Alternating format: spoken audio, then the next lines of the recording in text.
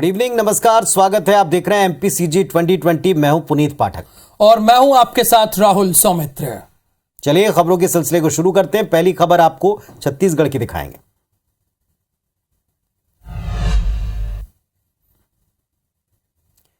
छत्तीसगढ़ विधानसभा का बजट सत्र चल रहा है। बीजेपी विधायक बृजमोहन अग्रवाल ने आज एक ऐसा बयान दिया जिस पर हंगामा हुआ। बृजमोहन अग्रवाल ने कहा कि तुगलक और नटवरलाल वाली सरकार प्रदेश में काम कर रही है और लूटने का काम कर रही है। इस पर सदन के भीतर और बाहर वार पलटवार की पॉलिटिक्स भी साफ दिखाई पड़ी।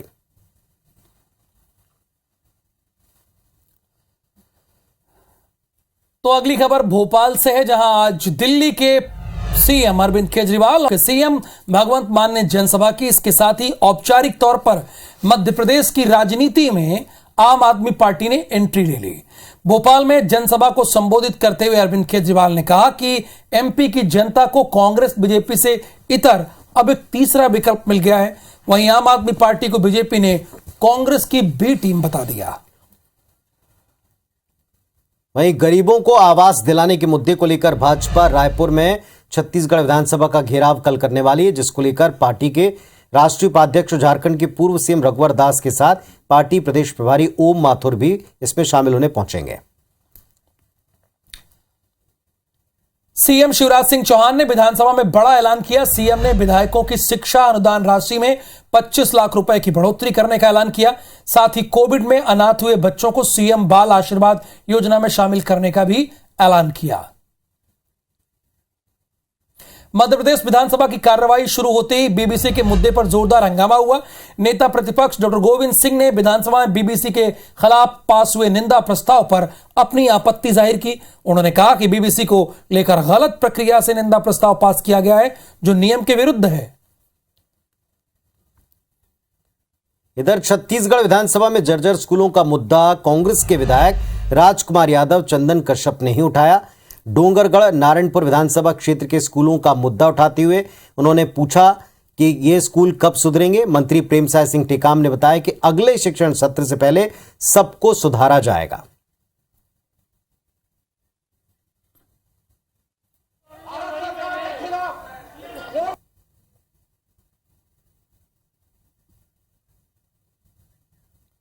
और इस वक्त मुख्यमंत्री भूपेश बघेल कार्यवाही पर अपनी प्रतिक्रिया दे रहे हैं, सुनवाते हैं आपको। हमारे नगर सैनिक सबके मानदेय और वेतन में वृद्धि भी हम लोगों ने की है। उसके बावजूद भी हम लोगों ने घाटे का बजट प्रस्तुत नहीं किया कि 3,500 करोड़ का अधिक का बजट हम लोगों ने प्रस्तुत किया है। भारतीय जनता पार्टी के पास अब कोई मुद्दा बचा नहीं है। न किसान, न आदिवासी, न मजदूर, न महिलाएं, न शासकीय कर्मचारी। अब उसके पास केवल आवास का मुद्दा है। उसका भी जवाब मैंने दिया। भारतीय जनता पार्टी के शासनकाल में 40% लोग गरीबी रेखा के नीचे जीवन यापन कर रहे थे। जो आरबीआई के जो गाइडलाइन है उसमें उसके हिसाब से करीब 18 लाख लोग आवासहीन थे, जिसमें जो आवासहीन हैं, जो कच्चे मकान हैं, केवल 1 कमरे के हैं, 2 कमरे के हैं, इस प्रकार से करीब 18 लाख। उसमें से करीब 11 लाख मकान स्वीकृत हैं, 7 लाख से कुछ अधिक मकान बचे हुए हैं। लेकिन भारतीय जनता पार्टी अभी लगातार फॉर्म भरवा रहे हैं,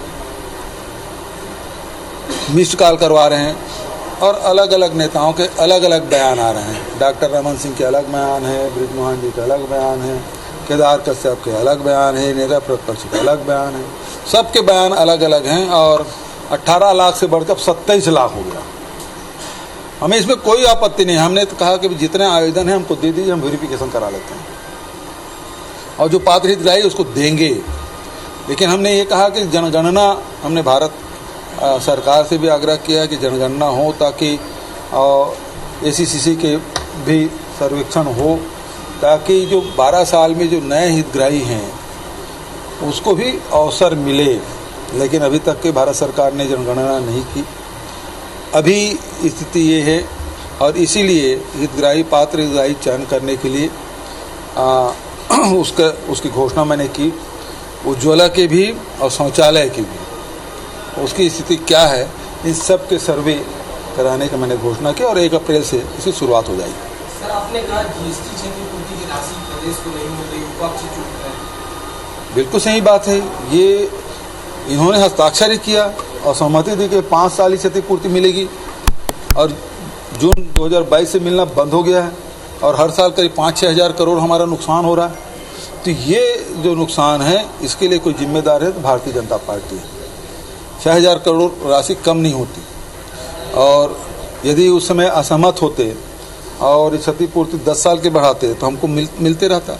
और ये सीधी सीधी बात है कि छत्तीसगढ़ की जनता का नुकसान है। सर, विपक्ष ये कह रहा है कि जो ऋण है, चाहे वो बीजेपी शासनकाल का हो या कांग्रेस कार्यकाल का, वो समृद्ध हो जाएगा, 26-27 में परिपक्व होगा, चुकाने की स्थिति आएगी और उससे मुश्किल आ सकती। या अगर एक चीज़ बताओ कि 10 साल का ऋण है वो परिपक्व होगा, वो किसके शासनकाल में लिया हुआ ऋण?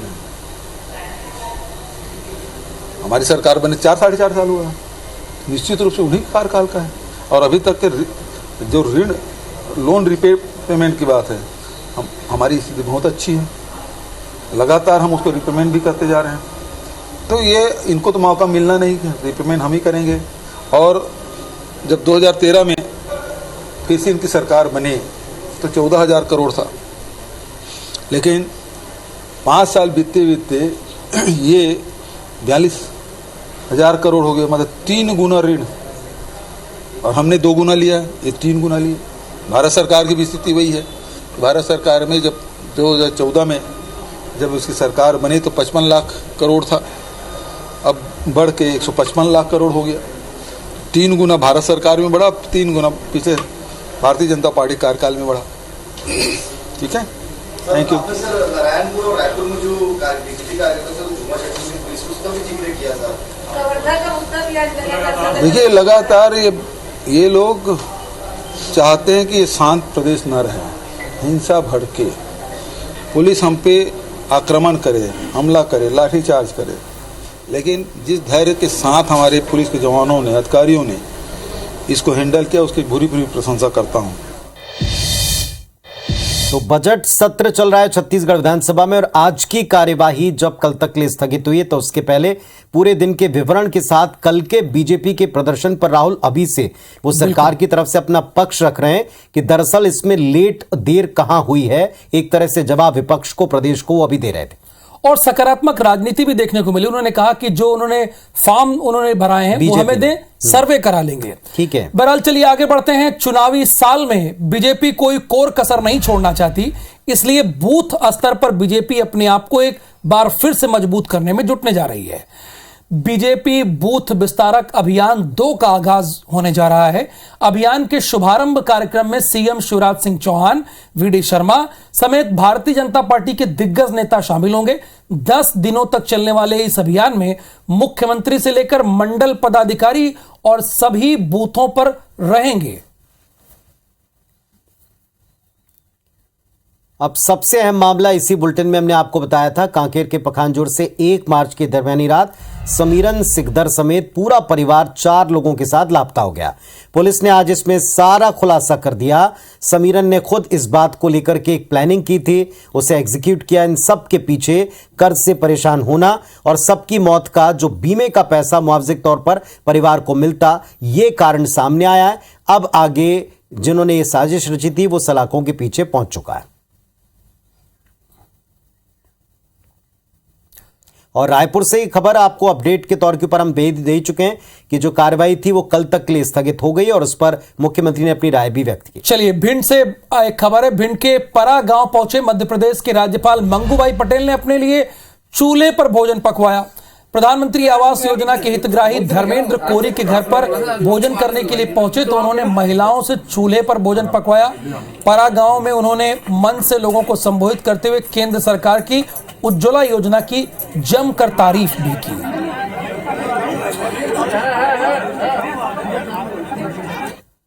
अंतागढ़ के आमाबेड़ा क्षेत्र में नक्सलियों ने बैनर पोस्टर लगाए। पास जहां बैनर पोस्टर थे वहीं से आईडी भी मिल गया। पोस्टर में महिला दिवस को गांव-गांव में जोर शोर से मनाने की अपील है। इस बैनर को कुएंमारी एरिया कमेटी ने जारी किया। इंदौर में लोकायुक्त की टीम ने देवास के खनिज अधिकारी मोहन सिंह खेताड़िया के घरों पर छापेमारी कार्रवाई की। लोकायुक्त ने आय से ज्यादा संपत्ति को लेकर इंदौर और उज्जैन समेत 4 जगहों पर दबिश दी। बोरबिल में 7 साल का बच्चा गिर गया है, रेस्क्यू किया जा रहा है। बच्चे का नाम लोकेश है। तो चलिए मध्य प्रदेश आपको लेकर चलते हैं। मध्य प्रदेश कांग्रेस के वरिष्ठ प्रवक्ता स्वदेश शर्मा के बेटे आर्यन शर्मा को कांग्रेस ने बड़ी जिम्मेदारी दी है। आर्यन शर्मा को युवक कांग्रेस का राष्ट्रीय प्रवक्ता बनाया गया है। युवक कांग्रेस के राष्ट्रीय अध्यक्ष श्रीनिवास वीवी ने यह नियुक्ति की है।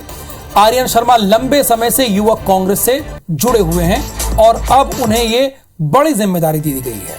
स्वदेश शर्मा के बेटे हैं आर्यन शर्मा और उन्हें अब युवक कांग्रेस में राष्ट्रीय प्रवक्ता बनाया गया है। आर्यन शर्मा को कांग्रेस ने बड़ी जिम्मेदारी है। ये वरिष्ठ प्रवक्ता स्वदेश शर्मा के सुपुत्र हैं। युवक कांग्रेस के राष्ट्रीय प्रवक्ता बनाए गए हैं आर्यन शर्मा। श्रीनिवास बीवी ने ये नियुक्ति की है।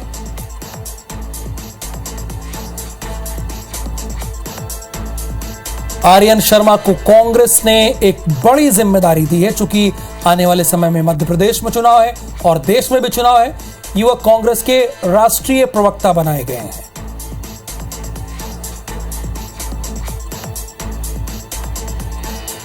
यूथ कांग्रेस पूरे देश में युवाओं की आवाज को बहुत जोरों से बुलंद कर रही है। आगामी दिनों में युवा हमारे बिल्कुल साथ में हैं। आगामी दिनों में 2023 में हम मध्य प्रदेश में भी अपनी सरकार बनाने जा रहे हैं, जिसमें युवाओं का बहुत बड़ा योगदान होगा।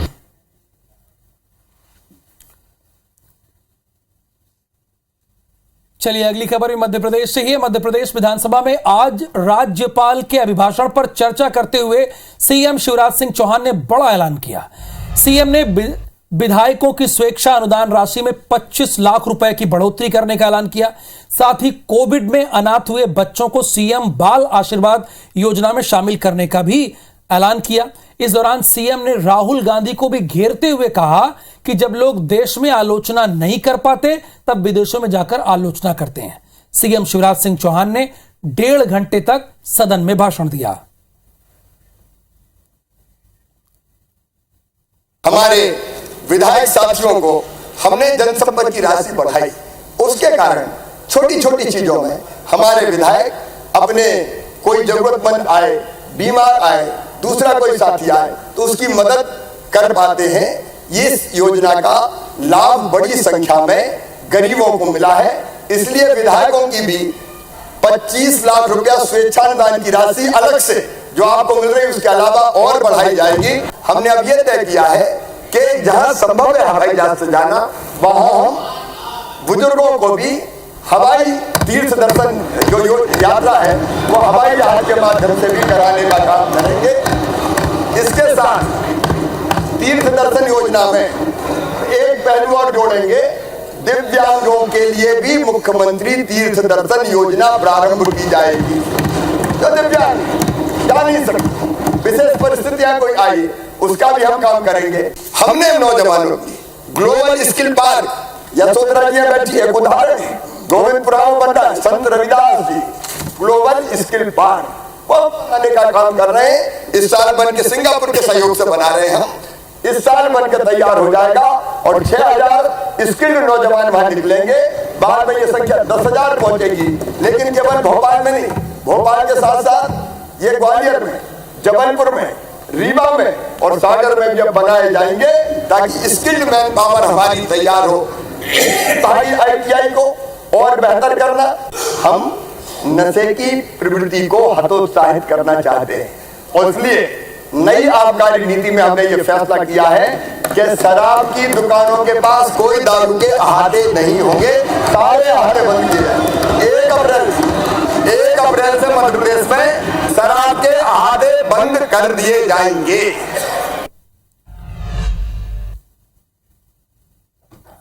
तो इस बुलेटिन में फिलहाल इतना है और आगे देखिए 10 बजे रात पूरे दिन की बात। नमस्कार।